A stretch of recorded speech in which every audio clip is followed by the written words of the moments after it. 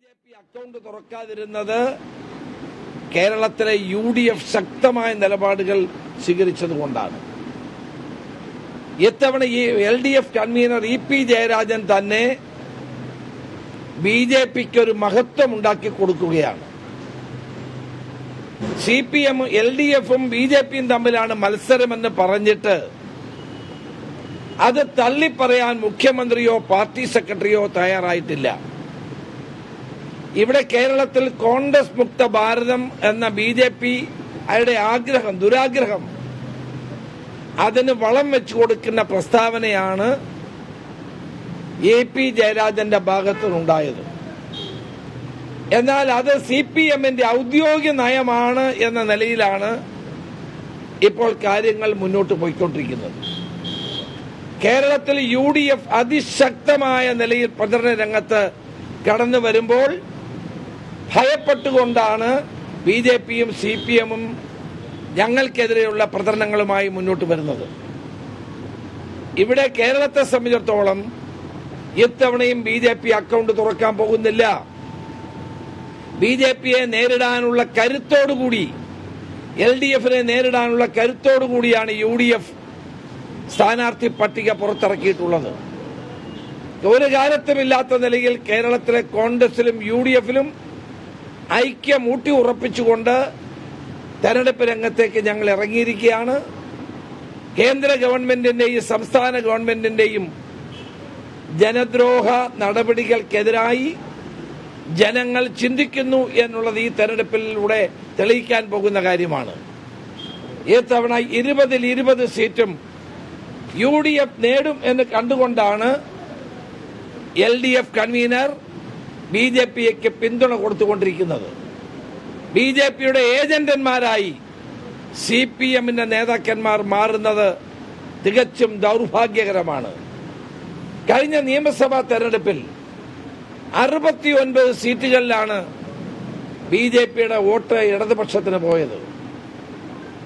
കോൺഗ്രസ് നേതൃത്വത്തിൽ ഒരു ഗവൺമെന്റ് ഉണ്ടാകാതിരിക്കാൻ വേണ്ടിയായിരുന്നു കഴിഞ്ഞ തെരഞ്ഞെടുപ്പിൽ ഇടതുമുന്നണിക്ക് ബിജെപിക്ക് വോട്ട് ചെയ്തത്. ഇത്തവണ അതിന്റെ പ്രത്യുപകാരമാണ് നമ്മളിപ്പോൾ കണ്ടുകൊണ്ടിരിക്കുന്നത്. തന്നെയുമല്ല, ഇടതുപക്ഷ ജനാധിപത്യ മുന്നണിയും ബിജെപിയും തമ്മിൽ അന്തർധാര നിലവിലുണ്ട്. ലാവ്ലിൻ കേസ് ഉൾപ്പെടെയുള്ള കാര്യങ്ങളിൽ അത് വളരെ വ്യക്തമാകുന്ന കാര്യമാണ്. ഈ തെരഞ്ഞെടുപ്പിൽ ഞങ്ങൾ അതിശക്തമായി പോരാടുന്നത് കേരളത്തിൽ ബിജെപി അക്കൗണ്ട് തുറക്കാൻ പാടില്ല എന്ന നിർബന്ധ ബുദ്ധിയോടെയാണ്. അതുമാത്രമല്ല, കേരളത്തിലെ ഇടതുപക്ഷ ജനാധിപത്യ മുന്നണി ഗവൺമെന്റിനെ ജനദ്രോഹ നടപടികൾ തുറന്നു കാട്ടാൻ വേണ്ടി കൂടിയാണ്. നരേന്ദ്രമോദിയെ താഴെ ഇറക്കുക എന്നുള്ള ലക്ഷ്യത്തോടെയാണ് ഞങ്ങൾ പ്രവർത്തിക്കുന്നത്.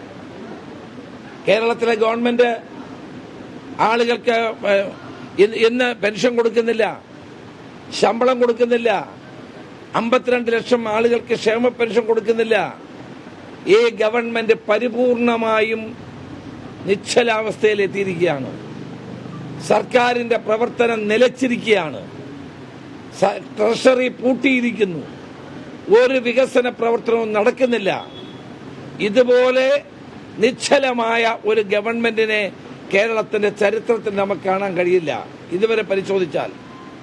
അതുകൊണ്ട് കേരളത്തിലെ ഗവൺമെന്റിനെതിരായും നരേന്ദ്രമോദിയെ താഴെ ഇറക്കാനും വേണ്ടി ജനങ്ങൾ മതേതര ജനാധിപത്യ മുന്നണിയായ UDF വോട്ട് ചെയ്യുമെന്നുള്ള കാര്യത്തിൽ സംശയമില്ല.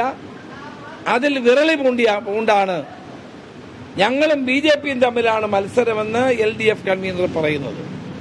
അതുകൊണ്ട് ഞങ്ങളുടെ സ്ഥാനാർത്ഥി പട്ടിക കൂടി പുറത്തു വന്ന സാഹചര്യത്തിൽ വളരെ അനുകൂലമായ രാഷ്ട്രീയ സാഹചര്യമാണ് UDFന് ഉരുത്തിരിഞ്ഞ് വന്നിരിക്കുന്നത്. അത് കണ്ട് ഭയപ്പെട്ടാണ് ബിജെപിയും CPM ഇത്തരം പ്രചാരവേലകളിൽ ഏർപ്പെട്ടിരിക്കുന്നത്.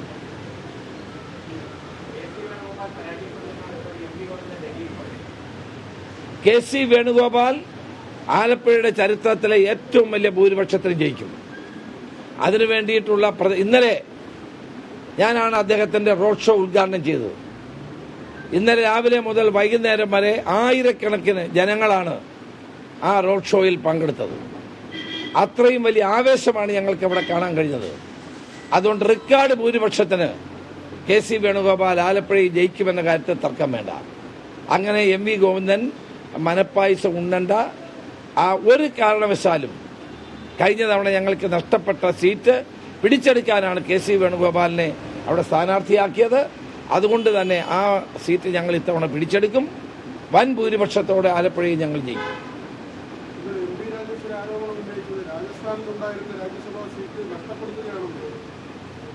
നമ്മൾ കാണേണ്ട ഒരു കാര്യം, ഈ തെരഞ്ഞെടുപ്പ് ലോക്സഭയിലേക്കുള്ള തെരഞ്ഞെടുപ്പാണ്. ഓരോ സീറ്റും പ്രധാനമാണ്. ലോക്സഭയിൽ കൂടുതൽ MPമാരെ അയക്കുക എന്നുള്ളതാണ് ഞങ്ങളുടെ തന്ത്രം. ഛത്തീസ്ഗഡിലെ മുഖ്യമന്ത്രിയായിരുന്ന ഭൂപേഷ് ബഘേൽ MLA ആണ്. അദ്ദേഹത്തെ ഞങ്ങൾ പാർലമെന്റിൽ മത്സരിപ്പിക്കുന്നുണ്ട്. ഇതുപോലെ ധാരാളം കരുത്തരായ നേതാക്കളെ ഞങ്ങൾ മത്സരിപ്പിക്കുകയാണ്. അതിന്റെ കാരണം നരേന്ദ്രമോദിയെ താഴെ ഇറക്കുന്നത് രാജ്യസഭയിൽ എത്ര പേരുണ്ടെന്നുള്ളത് നോക്കിയിട്ടല്ല, ലോക്സഭയിൽ എത്ര പേരുണ്ടെന്ന് നോക്കിയിട്ടാണ്.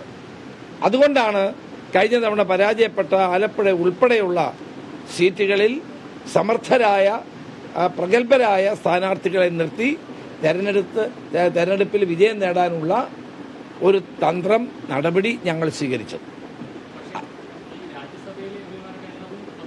അത് നമുക്ക് പിന്നെ നോക്കാമെന്നേ. ആദ്യം ലോക്സഭയിൽ ഇന്ത്യ മുന്നണി അധികാരത്തിൽ വരട്ടെ, അത് കഴിഞ്ഞ് നമുക്ക് നോക്കാം. രാജ്യസഭയിലൊന്നും ഭൂരിപക്ഷം കിട്ടത്തില്ല, അതൊക്കെ നമുക്ക് നോക്കാമല്ലോ. ആദ്യം ലോക്സഭയിലെ തെരഞ്ഞെടുപ്പിൽ നമുക്ക് മുന്നോട്ട് പോകും. ഇന്ന് തന്നെ ഒരു BJPയുടെ MP പറഞ്ഞിരിക്കുന്നു, ഭരണഘടന മാറ്റും. അതാണ്, BJP വന്നാൽ ഭരണഘടന തന്നെ ഇല്ലാതാകും. ഇനിയും ഇന്ത്യയിൽ ഒരു തെരഞ്ഞെടുപ്പ് ഉണ്ടാകുമോ എന്ന് പോലും ജനങ്ങൾ സംശയിക്കുന്ന അന്തരീക്ഷമാണ് ഇന്ത്യയിലുടനീളം.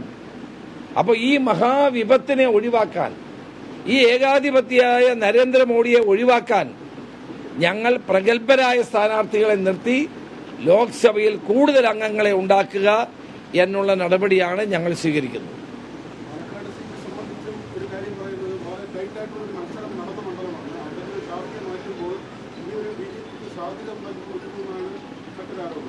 അതൊക്കെ BJPയുടെ പ്രചരണമാണ് ഇടതുപക്ഷം ഏറ്റെടുക്കുന്നത്.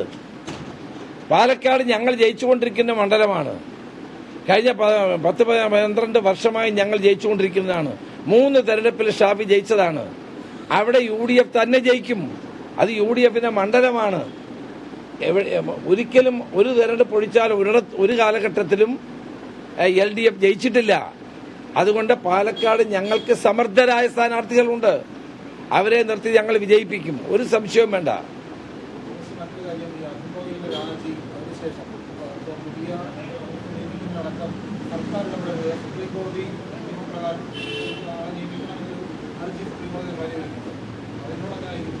തീർച്ചയായിട്ടും നേരത്തെ സുപ്രീം കോടതി ചീഫ് ജസ്റ്റിസ് ആയിരുന്നു തെരഞ്ഞെടുപ്പ് കമ്മീഷനെ തീരുമാനിക്കാനുള്ള കമ്മിറ്റിയിലെ അംഗം. ഇവർ പാർലമെന്റിൽ നിയമം കൊണ്ടുവന്നത് മാറ്റിയതാണ്. അത് തന്നെ തെറ്റായ കാര്യമാണ്. തെരഞ്ഞെടുപ്പ് കമ്മീഷൻ നിഷ്പക്ഷപൂർവമാകണം. ഇന്ത്യയിലെ ജനങ്ങൾക്ക് മുഴുവൻ വിശ്വാസം ഉണ്ടാകത്തക്ക നിലയിലായിരിക്കണം തെരഞ്ഞെടുപ്പ് കമ്മീഷൻ പ്രവർത്തിക്കേണ്ടത്. ഇവിടെ നമ്മൾ കാണുന്നില്ലേ, കഴിഞ്ഞ തവണ ഫെബ്രുവരി 28-നാണ് ഇന്ത്യയിൽ ലോക്സഭാ തെരഞ്ഞെടുപ്പ് പ്രഖ്യാപിച്ചത്. ഇപ്പോൾ ഇന്ന് മാർച്ച് 11 ഇതുവരെ തെരഞ്ഞെടുപ്പ് പ്രഖ്യാപിച്ചിട്ടില്ല. എന്താണ് കാരണം? തെരഞ്ഞെടുപ്പ് കമ്മീഷനെ പോലും വരുതിയിലാക്കിയിരിക്കുന്നു നരേന്ദ്രമോദി ഗവൺമെന്റ്. അപ്പോൾ ഇനി എന്ന് ഈ തെരഞ്ഞെടുപ്പ് പ്രഖ്യാപിക്കുമെന്ന് പോലും അറിയില്ല. മോഡിയുടെ എല്ലാ സമുദ്രത്തിലെ മുങ്ങലും ഉദ്ഘാടനങ്ങളും കഴിഞ്ഞ ശേഷം മാത്രമേ ഇനി ഇത് പ്രഖ്യാപിക്കൂ എന്നാണ് തോന്നുന്നത്. അപ്പൊ തെരഞ്ഞെടുപ്പ് കമ്മീഷനെ ഇവർ അസ്ഥിരപ്പെടുത്തുന്നു, ദുർബലപ്പെടുത്തുന്നു, ഭരണഘടനയെ തന്നെ ഇല്ലാതാക്കാൻ നോക്കുന്നു, ഏകാധിപത്യം അടിച്ചേൽപ്പിക്കുന്നു. ഇതിനെല്ലാം എതിരെ പോരാടാൻ കഴിയുന്നത് ഇന്ത്യ മുന്നണിക്കാണ്, നേതൃത്വം കൊടുക്കുന്ന കോൺഗ്രസിനാണ്. തിരുവനന്തപുരം, തൃശ്ശൂർ തുടങ്ങിയ മണ്ഡലങ്ങളിൽ LDF ആണോ അതോ BJP ആയിരിക്കും, NDA ആയിരിക്കും? ഞാൻ 2 പേരെയും പരാജയപ്പെടുത്തിയാണ് ഞങ്ങൾ ഈ 2 മണ്ഡലവും ജയിച്ചിട്ടുള്ളത്. നിങ്ങൾക്കറിയാം, കഴിഞ്ഞ തവണയും BJPയും ഇടതുമുന്നണിയും ഈ 2 മണ്ഡലങ്ങളിലും വലിയ പ്രചരണം കോലാഹലമുണ്ടാക്കി ജയിക്കുമെന്ന് പറഞ്ഞ ആളുകളാണ്. ഇവരെ 2 പേരെയും നിലംപരിശാക്കിക്കൊണ്ടാണ് ശശി തരൂരും TN പ്രതാപനും അവിടെ ജയിച്ചത്. ഈ തവണ ഇവർ 2 പേരെയും പരാജയപ്പെടുത്തി ശശി തരൂരും K മുരളീധരനും വൻപിച്ച ഭൂരിപക്ഷത്തോടെ ജയിക്കും, ഒരു സംശയവും വേണ്ട. നരേന്ദ്രമോദി പ്രധാനമന്ത്രി വീണ്ടും കേരളത്തിൽ വരികയാണ്. ഈ ആഴ്ച